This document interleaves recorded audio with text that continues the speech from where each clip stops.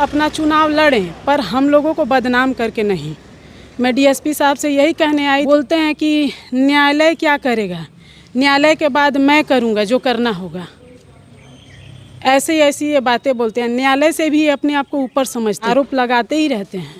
इन लोगों को तो खटक रहा है कि कैसे शिवाजीत मिश्रा बाहर आ गए, कैसे किशुन मिश्रा बाहर है, अपने घर को ये लोग कैसे संभाल सकते हैं। ये लोग रहा है हर वक्त कुछ झूठा सच बात बोलते रहते हैं। न्यायालय से भी अपने आप को ऊपर समझते हैं, प्रशासन से भी अपने आप को ऊपर समझते हैं। कभी जांच अच्छी तरह से हुई नहीं। हम उनको आने के बाद पता चलता है कि FIR चेकिंग होती है गाड़ी को, किसी को कुछ मिला नहीं। पुलिस प्रशासन अपना काम करके चली गई, मगर फिर पता चला सुबह में कि इन लोगों ने खूब अच्छी तरह से FIR किया है। क्या मामला है? जगदीशपुर पहुंची हुई है अनुमंडल में डीएसपी साहब से मिलने के लिए।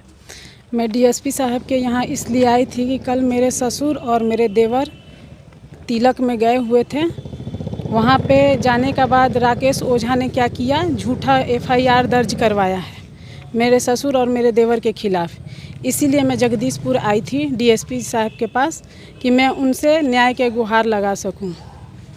राकेश ओझा का ये पेशा बन चुका है। वो अपने राजनीतिक को जिंदा रखने के लिए हर समय कुछ न कुछ करते ही रहते हैं। आए दिन उनका यही काम है। हमारे ही नाम से उनका दाल रोटी चलता है। हर वक्त उनका सोच यही है कि कभी किसी को फंसा दिया जाए, कभी किसी को फंसा दिया जाए। ये पुराना मुद्दा है। हर समय उनके पिता भी यही करते थे, वो भी यही कर रहे हैं, जो कि उनसे कोई लेना देना राजनीति के मामले में हम लोगों का है नहीं। उनका अलग दल है, हमारा अलग है। वो अपना चुनाव लड़ें, पर हम लोगों को बदनाम करके नहीं। मैं डीएसपी साहब से यही कहने आई थी कि इसका जांच पड़ताल खूब अच्छी तरह से करें, किसी को निर्दोष फंसाना नहीं है। वो अपना काम सही तरीके से करें और हम लोग शांति रखना चाहते हैं। और ये जानबूझकर ये उल्टा सीधा हरकत करते रहते हैं। ये अपने आप को फेमस करने के लिए भी ऐसा करते हैं। कभी कभी ये तो मीडिया में ऐसी बातें करते हैं पागल की तरह, बोलते हैं कि न्यायालय क्या करेगा, न्यायालय के बाद मैं करूँगा जो करना होगा। ऐसी ये बातें बोलते हैं। न्यायालय से भी अपने आप को ऊपर समझते हैं। मुझे तो ऐसा लगता है कि इनको जज का पद भी दे देना चाहिए।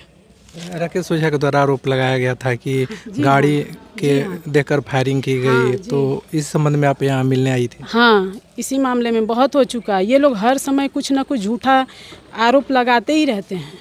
इन लोगों को तो खटक रहा है कि कैसे शिवाजीत मिश्रा बाहर आ गए, कैसे किशुन मिश्रा बाहर है, अपने घर को ये लोग कैसे संभाल सकते हैं। इन लोगों ने कभी हम लोगों को चैन से रहने नहीं दिया है और अभी ये खटक रहा है। हर वक्त कुछ झूठा सच बात बोलते रहते हैं। न्यायालय से भी अपने आप को ऊपर समझते हैं, प्रशासन से भी अपने आप को ऊपर समझते हैं। कभी जांच अच्छी तरह से हुई नहीं। हम चाहते हैं कि अच्छी तरह से जांच हो। आखिर क्या हुआ, कुछ पता चला आपको? अभी तक तो कुछ पता नहीं चला है। डीएसपी साहब के पास आए हैं, उन लोगों को अपने तरीक़ा से पता लगाना है, वो ठीक अपने तरीक़ा से पता लगाएंगे।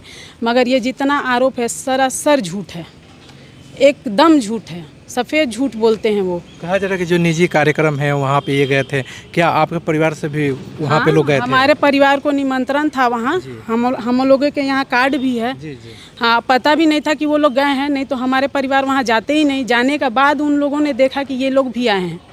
हाँ, तो वो लोग वहाँ से उठकर चले गए। कुछ देर बाद ये लोग भी नाश्ता पानी करके वहाँ से उठ के चले गए, जो कि मैंने सुना है।